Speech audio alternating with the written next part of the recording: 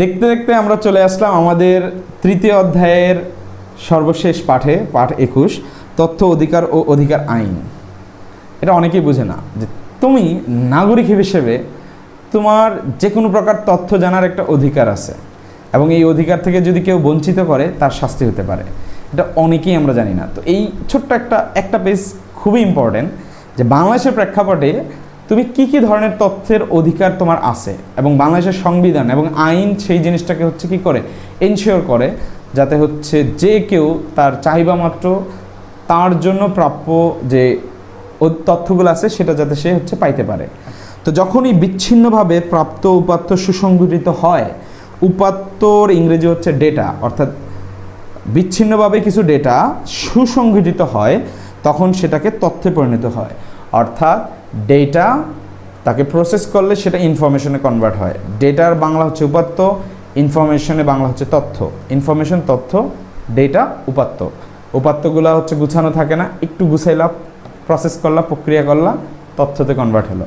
তথ্য এক নির্দিষ্ট অর্থ থাকে এবং ডিরেক্টলি ইউজ করতে পারো, সরাসরি ব্যবহার করতে পারো।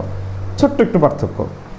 ব্যক্তি, প্রতিষ্ঠান, সরকারি বা বেসরকারি সংস্থা প্রতিনিয়ত বিভিন্ন তথ্য সৃষ্টি করে। রাষ্ট্রীয় কার্যাবলীর সঙ্গে সম্পৃক্ত ও জনগণের জন্য গুরুত্বপূর্ণ তথ্য জানার অধিকারই হলো তথ্য অধিকার। আবারও বলতেছি, রাষ্ট্রীয় কার্যাবলীর সঙ্গে সম্পৃক্ত এবং জনগণের জন্য গুরুত্বপূর্ণ তথ্য জানার অধিকারই হলো তথ্য অধিকার। 2013 সাল পর্যন্ত বিশ্বের 93টি দেশে এই জাতীয় তথ্য জানাকে আইনি অধিকার হিসেবে স্বীকৃতি দেওয়া হয়েছে। এই জন্য সে সকল দেশে তথ্য অধিকার আইন প্রণীত ও বাস্তবায়িত হয়েছে।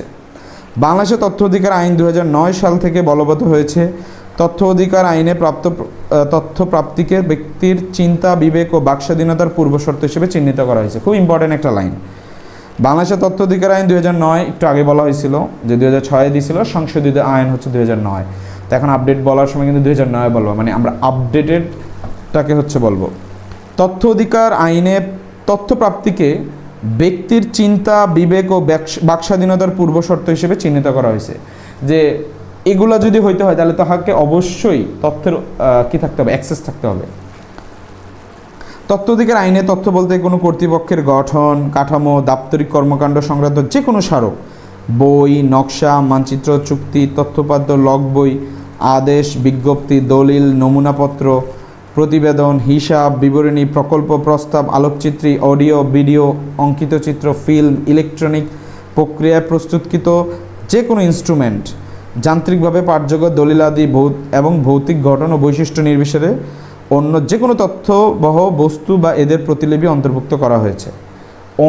অনেক শব্দ, কয়েকটা মনে রাখলেই হবে। তবে প্রত্যেক দেশে কিছু বিশেষ তথ্যকে এই আইনের আওতা থেকে মুক্ত রাখা হয়েছে। যেমন তোমার বিশ্ববিদ্যালয়ের বা বিদ্যালয়ের শিক্ষার্থীর সংখ্যা, শিক্ষকের সংখ্যা, তোমাদের ফি ইত্যাদি তথ্য জানাটা যে কোনো নাগরিকের অধিকার। কিন্তু পরীক্ষায় কি প্রশ্ন আসবে তা জানাটা কারো অধিকার নয়। নাকি পরীক্ষায় কি কোশ্চেন আসে সেটাকে তোমরা অধিকার ভাববা? না, ওটা ডিরেক্ট বলা যাবে না। তো বিশ্বের দেশে এই আইনের আওতায় প্রত্যেক প্রতিষ্ঠান তাদের তথ্যসমূহ প্রকাশ করতে বাধ্য থাকে। এই আইনের বরখেলাপ হলে আইন অনুযায়ী শাস্তি পেতে হয়। যে সকল দেশ এই আইন বলবৎ রয়েছে সেসব দেশে এই আইনের বাস্তবায়ন তদারকি করার জন্য একটি তথ্য কমিশন গঠন করা হয়েছে। বাংলাদেশেও একটি তথ্য কমিশন আছে, তার নাম http://www.infocom.gov.bd। কমিশন এই আইনের অভিভাবক হিসেবে কাজ করে। অর্থাৎ এই প্যারাটা আবার প্রথম দিকে বলতেছি, মুস্তাফিজ একটু দেখো। বিশ্বের দেশে এই আইনের আওতায় প্রত্যেক প্রতিষ্ঠান তাদের তথ্যসমূহ প্রকাশ করতে বাধ্য থাকে। এই আইনের বরখেলাপ হলে আইন অনুযায়ী শাস্তি পেতে হয়। যে সকল দেশে এই আইন বলবৎ রয়েছে সেসব দেশে এই আইনের বাস্তবায়ন তদারকি করার জন্য একটা তথ্য কমিশন গঠন আছে। প্রতিটা দেশেই এই তথ্য কমিশন গঠন থাকে। বাংলাদেশের জন্য একটা তথ্য কমিশন আছে, সেটা www.infocom.gov.bd। কমিশন এই আইনের অভিভাবক হিসেবে কাজ করে এবং কোনো ব্যক্তি আইনের আওতায় তথ্য পেতে বঞ্চিত হলে কমিশনের কাছে অভিযোগ দাখিল করতে পারে।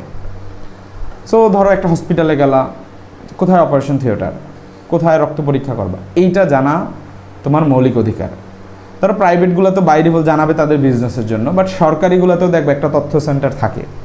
কারণ এটা তোমার অধিকার জানা যে কোথায় রক্ত পরীক্ষা করে, কোথায় অপারেশন হবে, কোথায় ডক্টর বসে।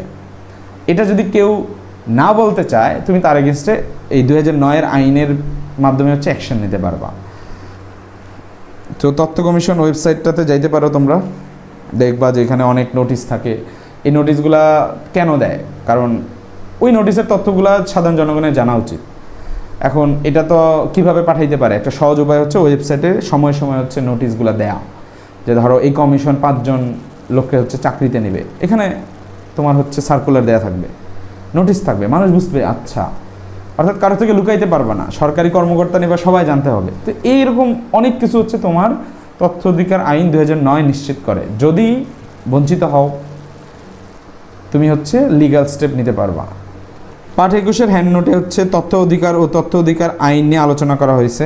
বিচ্ছিন্নভাবে প্রাপ্ত উপাত্ত ডেটা সুসংগঠিত হলে তথ্যে পরিণত হয়, ডেটা থেকে তথ্য আসে, ডেটাকে প্রসেস করলে ইনফরমেশন বা তথ্যে কনভার্ট হয়, রাষ্ট্রীয় কার্যাবলীর সঙ্গে সম্পৃক্ত এবং জনগণের জন্য গুরুত্বপূর্ণ তথ্য জানার অধিকারকেই হলো তথ্য অধিকার বলা হয়। 2023 সাল পর্যন্ত বিশ্বের 93টি দেশে এই জাতীয় তথ্য জানাকে আইনি অধিকার হিসেবে স্বীকৃতি দেওয়া হয়েছে। 2013 পর্যন্ত 93টি দেশ। 2009 সাল থেকে বাংলাদেশে বলবৎ রয়েছে তথ্য অধিকার আইনে তথ্য প্রাপ্তিকে ব্যক্তির চিন্তা, বিবেক ও বাক স্বাধীনতার পূর্বশর্ত হিসেবে চিহ্নিত করা হয়েছে।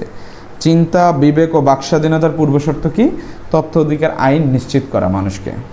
বাংলাদেশে একটি তথ্য কমিশন আছে, www.infocom.gov.bd। আমরা চ্যাপ্টার 3 এর নমুনা কোশ্চেনগুলো একটু সলভ করার চেষ্টা করি। কোনটি ক্ষতিকারক software? Microsoft Word, Trojan horse, Google Chrome, Mozilla Firefox. তো একটু খেয়াল করে দাও, মাইক্রোসফট ওয়ার্ড হচ্ছে একটা সফটওয়্যার। ট্রোজান হর্স এইটা আমরা জানি যে এটা একটা ম্যালওয়্যার। তো অ্যান্সার হচ্ছে খ। এথিক্যাল হ্যাকার হলো কি? White hat hacker.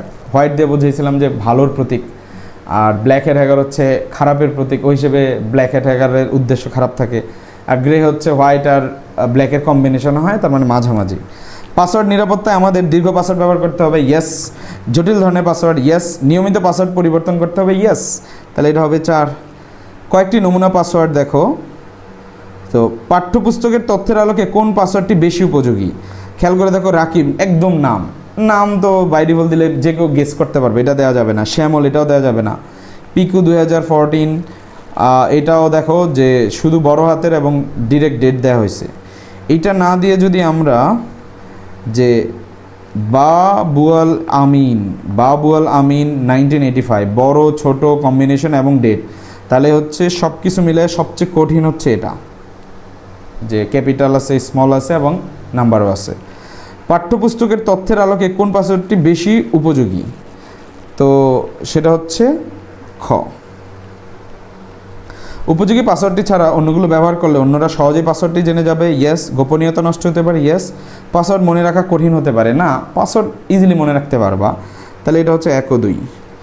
বাকি কিছু শর্ট কোশ্চেন, যে তোমার কম্পিউটার ভাইরাস আক্রান্ত হলে কী ব্যবস্থা করবে?